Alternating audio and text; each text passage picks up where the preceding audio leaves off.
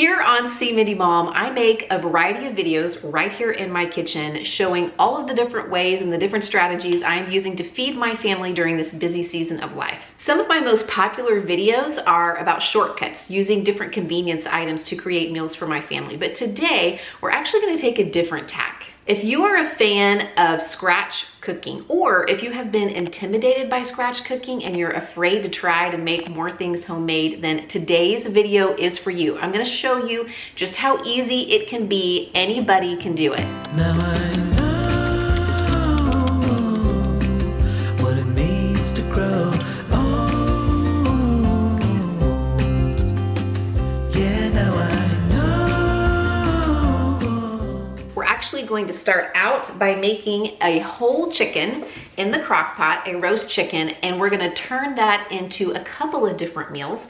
Plus, I'm going to share with you the easiest homemade dessert ever. If you have this dessert recipe in your repertoire, you won't need very many others because everybody will be asking for it every time they come to your house and eat it. I already got a head start on this little project this morning by getting a whole chicken slow cooking in the crock pot. It is super easy. You basically just throw it in the crock pot with some veggies like onions, garlic, carrots, celery. That's what I used. I just put some on the bottom and then I placed the chicken on top of that. I always put it breast side down because I like the juices to kind of drip down through the chicken as it cooks. And then you season it however you like. I used a teaspoon of garlic powder, onion powder, salt, and parsley. I also decided that I would throw in a little rosemary as well. Since I had some lemons lying around in the kitchen, I sliced one in half and I squeezed the juice over the top of the chicken, and I went ahead and threw those lemon halves in there as well. And then I also remembered, before I got it going, to place a few pats of butter on top of the chicken, and that is cooking on low right now. It should take about 6 to 7 hours to cook through. In just a little bit, we are going to turn that chicken into not one, but two delicious, homemade, family-friendly meals. These are so fantastic, they're picky eater approved. But in the meantime, I really need to whip up some lunch. So I'm going to unpack my Green Chef box. Who is sponsoring today's video? Green Chef is a CCOF certified organic company with meals to fit a variety of lifestyles. Paleo, keto, Mediterranean, vegan, vegetarian, gluten-free. They even have meals that check more than one of those boxes. I also love that now Green Chef lets you put more than one of those styles of meals in your box. So if you want to have a vegetarian meal, but you also want to have a paleo meal, you can get that in the same box. It's really easy on the Green Chef website to select the meals that you want to receive in your box from the always changing menu of chef curated recipes that they offer from week to week. My husband and I have tried so many different recipes, the kinds of things that we probably would not have thought to make for ourselves. We have not had a dud yet. Everything has been delicious. To get started making delicious chef curated restaurant quality meals right in your own kitchen, visit the link in the description box below or go to greenchef.com and use the code Mindy135. That'll give you $135 off across your first 5 Green Chef boxes plus free shipping on your first box. And if you are looking to do a little bit more cooking from scratch or just up your prowess here in the kitchen, then Green Chef is a really fantastic resource because every meal comes with all of the ingredients you need to make restaurant quality meals. Everything is pre-measured, it's pre-portioned, it's mostly prepped.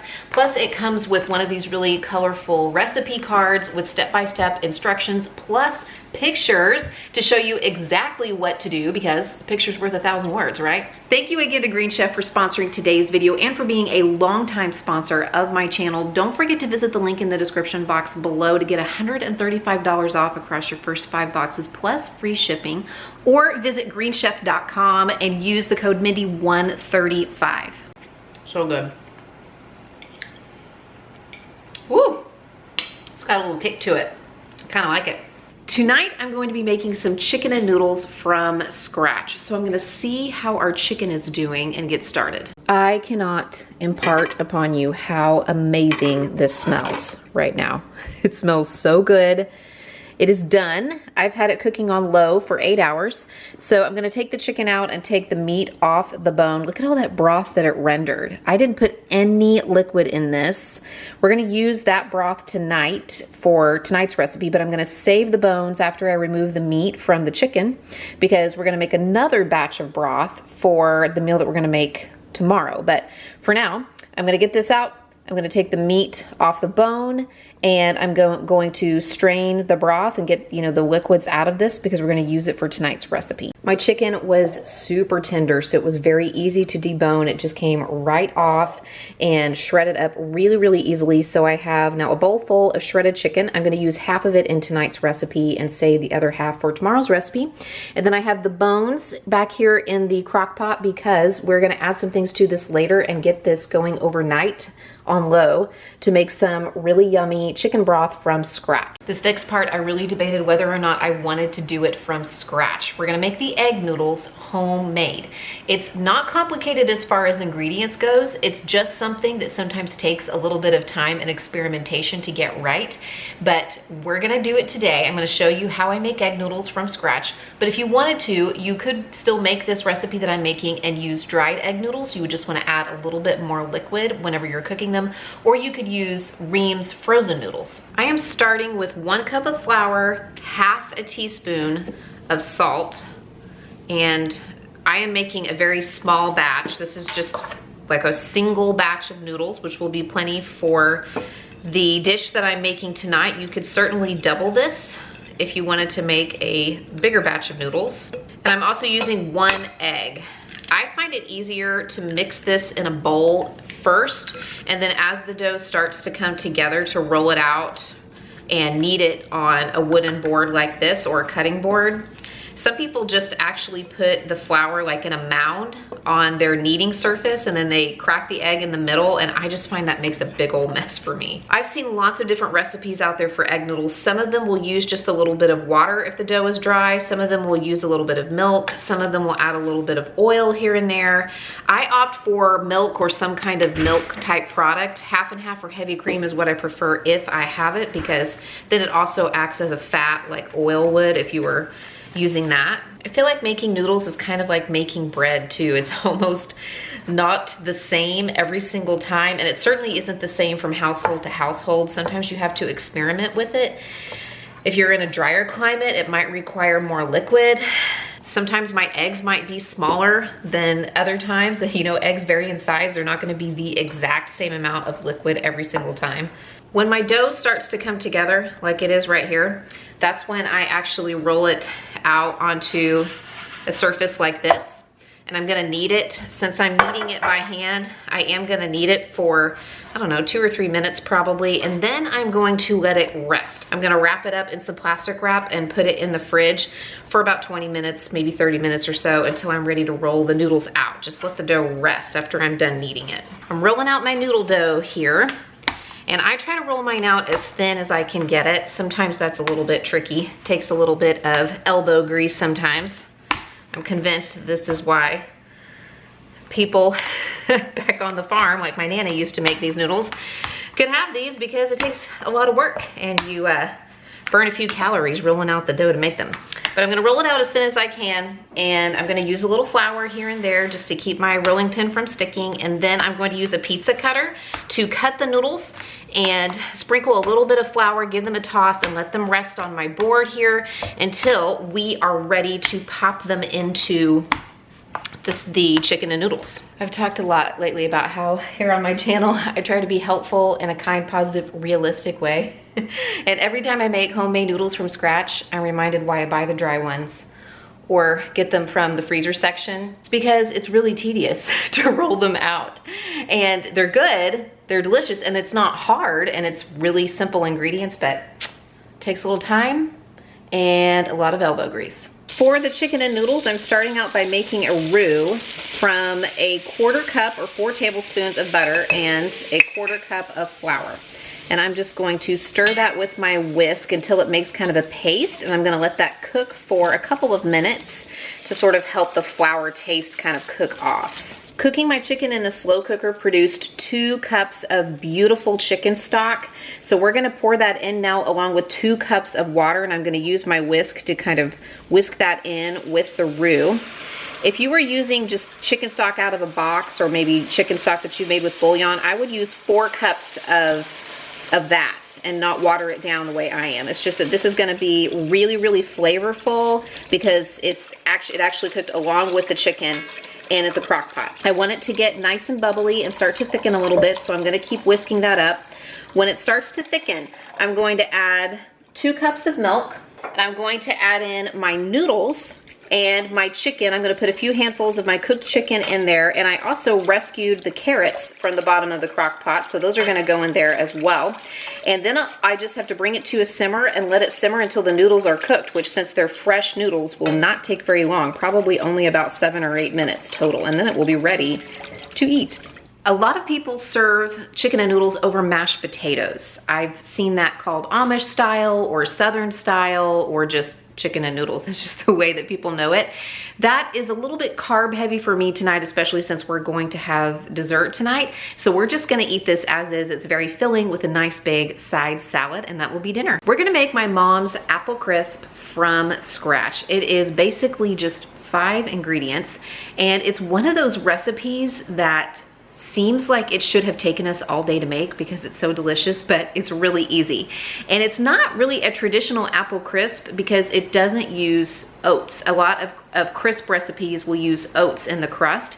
This one is more of like a streusel style topping that gets kind of crispy on the top, and then you have the warm apples underneath, a little bit of cinnamon flavor. Oh, I'm telling you, it really hits the spot, especially this time of year as we come into fall. I feel like the most tedious part of Mom's apple crisp is peeling the apples, but I don't know, maybe I'm weird, but I find apple peeling to be pretty cathartic.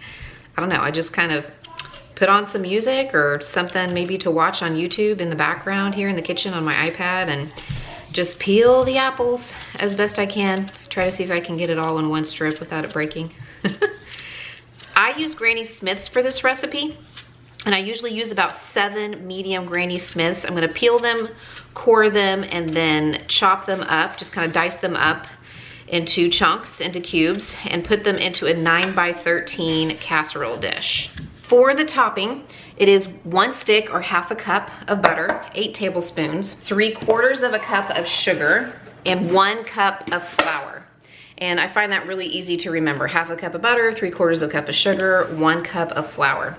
And it's helpful if you have something like this, a pastry cutter. If not, I've used a fork before to kind of cut the butter into the sugar and the flour, and it will make sort of this crumb mixture that I will then sprinkle over the top of the apples in the dish. And I like to sprinkle a little bit of cinnamon on top of mine as well. And then I just pop this into a 350-degree oven to bake for about 45 to 55 minutes. Depends on how crunchy you like that topping. And it comes out fantastic every time. I like to serve it with vanilla ice cream. I think it's almost incomplete without vanilla ice cream on it, but I'm telling you, it is fantastic. It is easy, it's delicious. I haven't met anybody who doesn't like this. Hello, it is the next day. And last night before I went to bed, I got some chicken broth going in my slow cooker. Remember that I put the bones from my whole chicken back into the slow cooker. I added some more veggies, just a couple of carrots, a stalk of celery, another onion. I added some seasonings, onion powder, garlic powder, salt and pepper. I added some bay leaves to that. And then I poured in 2 quarts of water, and I let that cook all night long on low. So it basically simmered on low for really about 12 hours or so. And then I just removed all of the veggies and the bones. I poured the broth through a strainer, and it produced about 1.5 quarts of really delicious smelling and looking broth that I'm gonna use to make something today. I am making a chicken and rice casserole that my mom used to make when I was growing up, and it was an absolute favorite of mine. It just had 4 ingredients the way that she made it. Cooked shredded chicken. Sometimes she would use a couple of cups of chicken that she took off of a rotisserie chicken, or sometimes she would boil a couple of chicken breasts and then shred the chicken up. Sour cream, cream of chicken soup, and 2 boxes of Rice-a-Roni or flavored rice mix. So I have the chicken because I saved some of our cooked chicken from last night, and I also have sour cream, but we're going to make the cream of chicken and the Rice-a-Roni from scratch. I'm gonna show you how I make those things from scratch, and then we're gonna make up the casserole. Rice-a-Roni is actually a mixture of rice and pasta. So what I have here is 2 ounces, which is about half a cup. This would fill up about 1/2 cup of the pasta, and I have broken it into pieces. And then I'm also gonna need 3/4 of a cup of white rice. You don't want to use instant rice. This is actually basmati rice, but I've used regular long grain rice as well. I season mine using half a teaspoon each of Italian seasoning and garlic powder, and then salt and pepper to taste.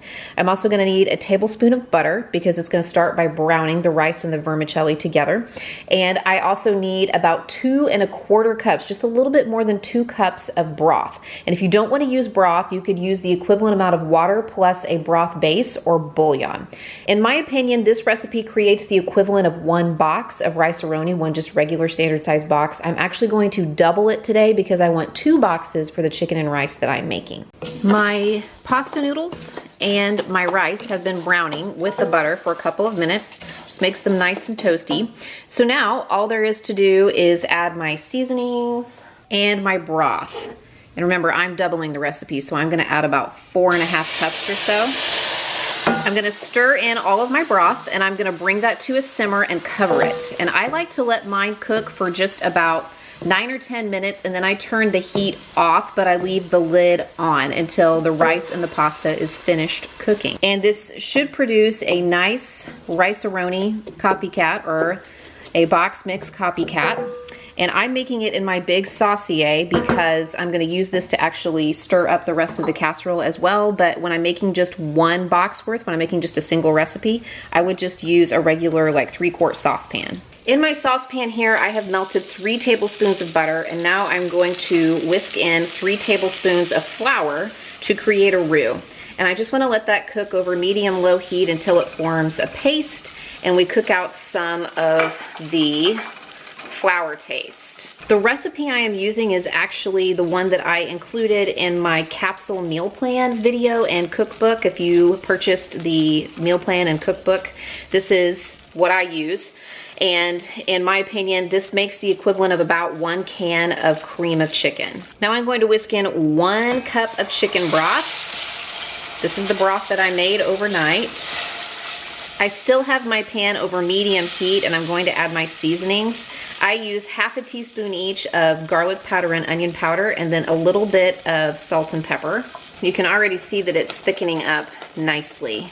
The last thing I need to add is half a cup of milk. I will whisk that in and just let this cook over low heat. I'm just gonna keep stirring it for another 2 or 3 minutes, and then I'll have my cream of chicken. Doesn't the rice look fantastic? This is so good, I've already tasted it. Now to finish making up the casserole, all I do is stir everything together. I'm gonna add a cup of sour cream, the rest of my chicken from my whole chicken that I cooked yesterday, and my homemade cream of chicken stew, and my homemade cream of chicken soup. I'm just gonna stir that all together to combine it. Now my mom would take the casserole mixture and put it into a 9x13 dish and bake it in the oven at 350 till it was bubbly, just to heat everything through again, usually about 30 minutes or so. I am actually going to put this into a foil pan and let it cool down, cover it, and freeze it, because my husband and I are leaving on vacation next week, and the grandparents are coming to help out with the kids. By the time you see this, we'll be back. But I thought this would be a really easy dinner that they could take out of the freezer and thaw, and then pop into the oven to reheat to have one night while they are taking care of the children. And it freezes really well. It's a kid-friendly dish, and that will be one dinner that they won't have to worry about. Thank you again for watching, and to Green Chef for sponsoring. Don't forget to check out that link in the description box, or go to greenchef.com and use the code Mindy135. Pick out one of these videos to watch next, and I'll see you there.